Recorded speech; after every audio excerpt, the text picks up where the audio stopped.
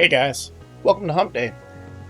Hope you're doing well. And today, well, we're talking about the most basic of things as possible, right? I like video game music. I mean, it's a natural assumption, right? I like video games. I like music. Why would I like the music of video games, right? I mean, can't really say the opposite. Why don't I like the video games of music? I mean, I guess that would be like Rock Band or Guitar Hero, stuff like that. But this is something that really goes really far back for me. So far back, honestly. I remember it's pretty much around the same time that I was like really getting into Animal Crossing. On top of this, that video game music became like a thing for me. Like, I remember being a lot younger, and I would we had there's the primary form of what's it called, media player that you have on your computer, which was the Windows media player, right? And I don't know how I came across it, but I found the Real Player. I think my sister might have got Real Player on the computer, but what Real Player had that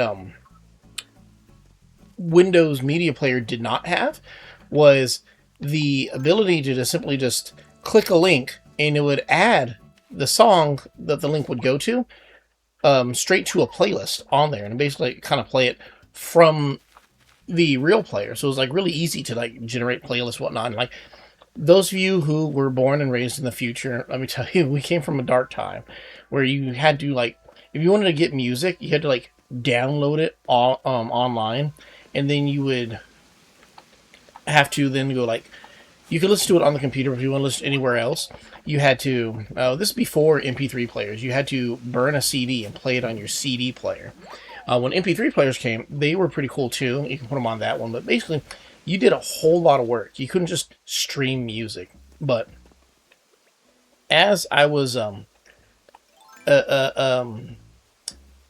around that age where I was like using the Real Player to listen to music, I remember the very first franchise, or actually not even like franchise, first company in general that really won me over in terms of music, and it was Sega. And to this day, I will die on that hill. Sega makes the best video game soundtracks, I would say, ever, period. And I remember the very first game where I listened to it, and I really, well, okay. The first full game that I would really enjoy the music would have been a Sega game. I'd say probably it was Sonic Adventure 2, specifically Battle for the GameCube. But the first song in general that I really liked was the, if you played Pokemon Gold and Silver, the Team Rocket theme song when it would play, like, oh man, like, if I were to hear that right now, that was like somebody's like weird little 8-bit ringtone, just like do do do do do do do. I'd be like ready to go, like, oh man, we gotta save the underground from Team Rocket, like. But Sonic the Hedgehog and Sega in general, like some of the best music ever. Like I think that's part of what made the whole Sonic 06 decline so, cut so deep, was literally the fact that it was a company who already made great music. The music, like that's pretty much the two camps when it comes to Sonic 06, right?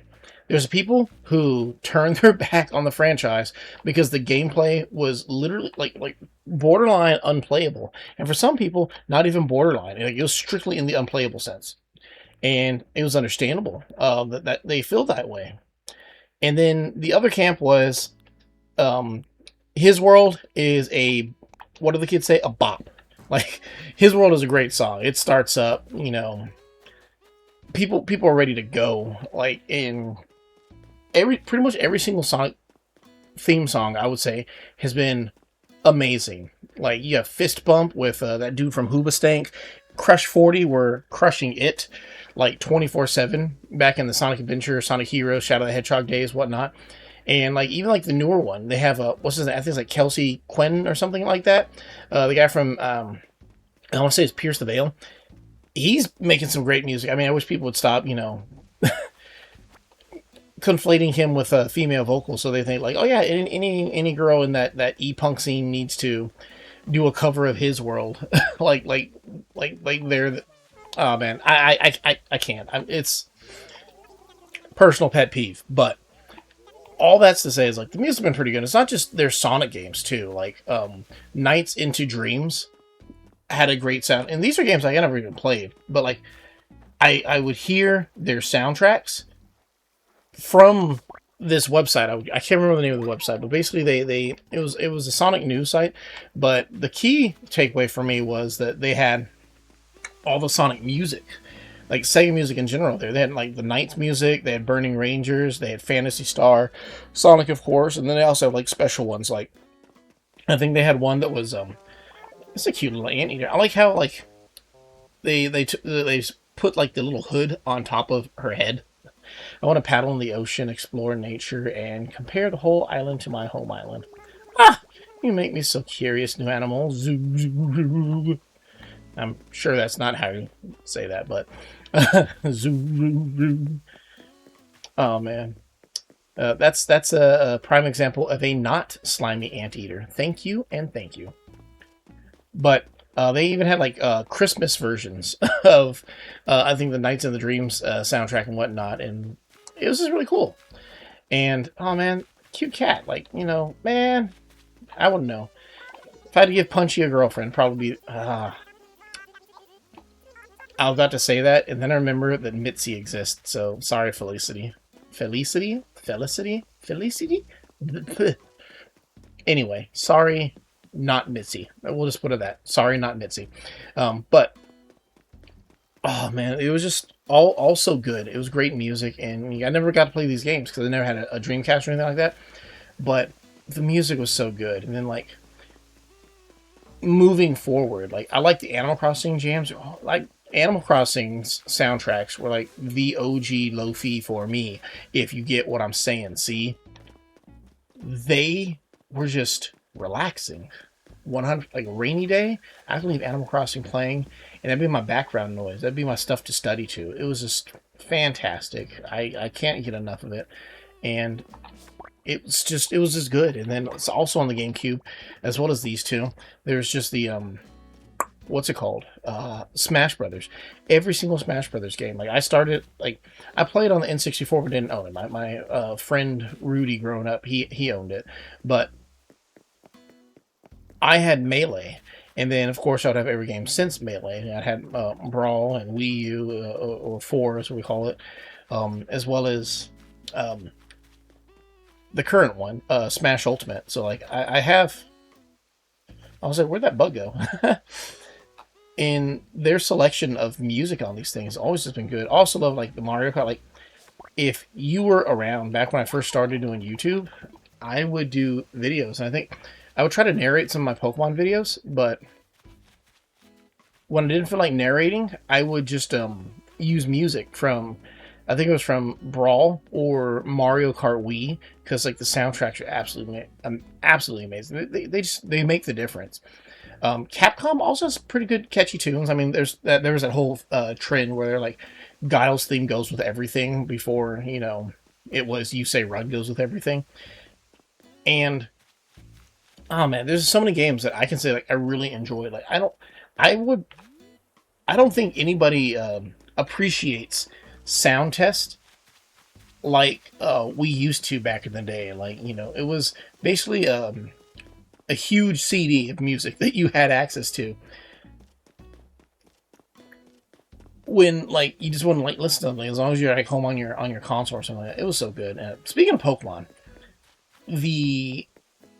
I think I am not alone when I say this, but by and far, the best soundtrack for any Pokemon game, period, without exception, is the GameCube games. Between XD and Gale of Darkness, I'd say probably personally, based on my memory, I say, I like how I said XD and Gale of Darkness. I meant to say Coliseum and XD. And I would say that Coliseum was the better one. Myra B's theme was as goofy as he was with And then he's like popping out like 10 Ludicolos. It was great. But also just like the general Coliseum battle themes too are just so good. Like every single one felt like it made the set piece. Like the fight starts up with checking a cipher grunt or some punk on the side of the road, or you're in the Coliseum trying to battle for the championship. It was just good every single time. I had zero complaints about any of their games ever, and it was just awesome every single time. And newer games too. Like I think it's a Capcom, like Monster Hunter, like the big four themes. I think it's Mizusune, Gameth, um, Astalos, and Glavenus. All four amazing fights.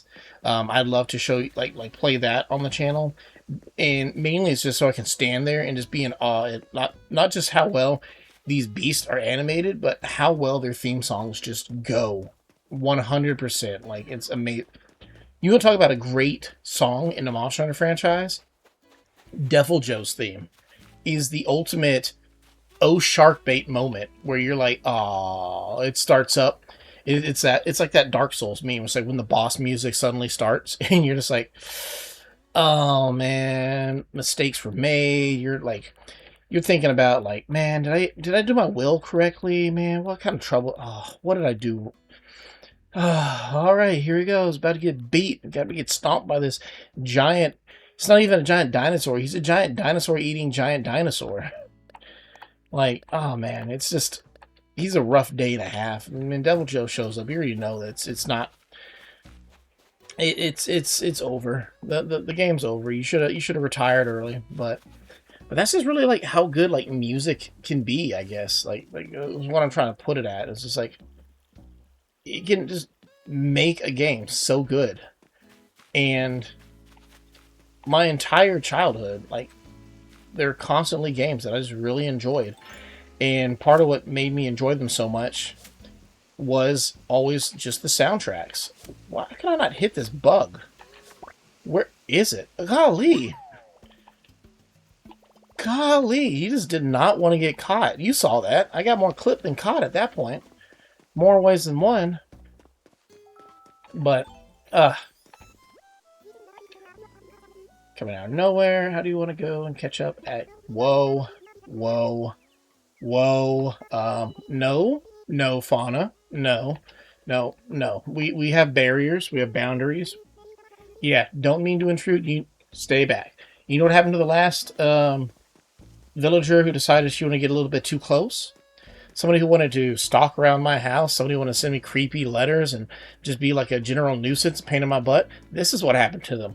I was going to save this for later, but let you guys know what's going on. Miss Carrie, bye-bye. She's in boxes. She'll be gone. She's off to the void. Couldn't happen to a nicer kangaroo. Oh, goodness gracious. I'm sorry. It's just... You gotta know. If you know, you know. She's been sending, like... It's giving me, like, real creeper vibes here and there. And, you know, it's kind of strange how they just follow a script. And somehow... your mind, the human mind, likes to find patterns in what we do, can piece these things together. And just getting the creepy letters from her and her general, like, attention. They can let themselves into your house if you happen to be home, whether you like it or not. Didn't appreciate that either. And it's just like, and it's kind of got to a point where, like, I felt overwhelmed. And I get that it's just a game, but I play a game to get away from the weird stresses of reality. So having a creepy, obsessive kangaroo on my island who won't leave me alone, and then suddenly she's like, I don't feel like you pay attention to me, and maybe I should, like, leave. And it's like, yes. Yes. Like, if you're looking for me to convince you that there's something worth staying here, sorry, Carrie, it's time to go. But, you know, that's the cool thing about Animal Crossing. There's over 400 villagers in the game, and there's going to be somebody out there who's going to enjoy having somebody like her around. And one of the cool things that happens in the game is sometimes when these guys leave, they end up in a queue. And basically the next time one of your friends sets up their island to autofill. Like they have somebody move out and they're looking for like, somebody random to fill them in. Sometimes your animals are just naturally left, show up on their plot, and then they look at you like, bro, you didn't want this kangaroo. Why do you think I want this kangaroo? But it wasn't a matter of whether you did or not. That's what you got. So sorry, but not sorry. You know what I mean? Really? Really, Punchy? I thought we were going to do the outro together. Wow. All right. I see how it is. Anyway, you guys, I love hanging out with you guys. I like video game music. It's the perfect soundtrack to these wonderful adventures and memories that we get to make. But just as much, I like hanging out with you guys. I hope that, I can be part of that perfect soundtrack to whatever you guys got going on, whether it's like studying or hanging out or all these things. You guys are absolutely amazing, and I appreciate every single moment that we get to spend together. I hope that this week has been great for you guys. Feel free to leave in the comment section what video game had the soundtrack that you felt was the absolute best. I'm going to be thinking really hard about that in case somebody were to ask me, because I listed a whole bunch of games, and if I had to say which one was the best, I mean, I guess sheer volume, probably a Smash Brothers game because it takes the best of the best, but I'll try to be more respectful and find a solitary game. But other than that, if you like the video, feel free to tap that subscribe button, hit the like, and this is fun. It always is. Love you guys. I hope you guys have a wonderful evening or day or morning or whatever you have going on. And until next time, I will see you guys very, very soon.